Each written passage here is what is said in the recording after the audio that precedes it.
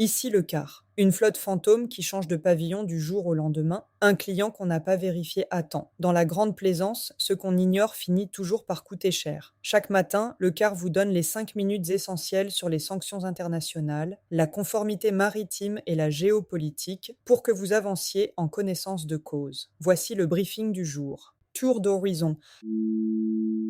Scott Bessent a dévoilé lundi le détail de son offensive, baptisée Opération Economic Outcast. Les catégories de sanctions secondaires s'étendent désormais aux actifs numériques, à la technologie, à l'or, à l'aviation et au transport maritime, tandis que le Trésor américain a sanctionné près de 60 entités, individus et navires impliqués dans l'approvisionnement nucléaire et balistique, des opérations cyber et la contrebande pétrolière. Chaque pays commerçant avec l'Iran se voit désormais fixer un délai précis pour cesser ses activités, sous peine de sanctions secondaires. Toute entité facilitant du blanchiment pour le compte de l'Iran sera exclue du système du dollar. Bess a prévenu qu'une annonce majeure visant une institution financière encore non identifiée était attendue avant la fin de la semaine.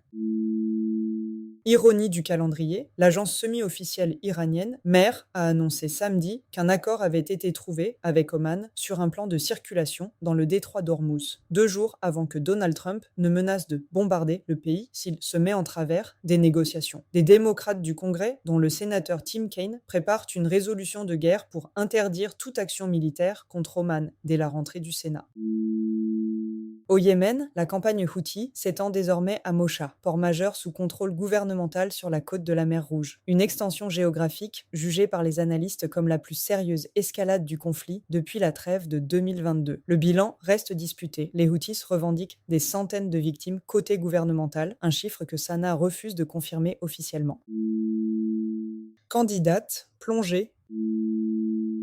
L'extension des catégories de sanctions secondaires américaines à l'aviation et au transport maritime marque un changement d'échelle pour la conformité du secteur. Il ne s'agit plus seulement de vérifier qu'une contrepartie n'apparaît pas sur une liste nominative, mais d'évaluer si toute une chaîne d'affrètement, d'assurance ou de financement reste exposée à un pays continuant de commercer avec l'Iran au-delà du délai fixé par Washington. Le mécanisme du délai avant sanction secondaire transforme la conformité en exercice de calendrier autant que de vérification documentaire.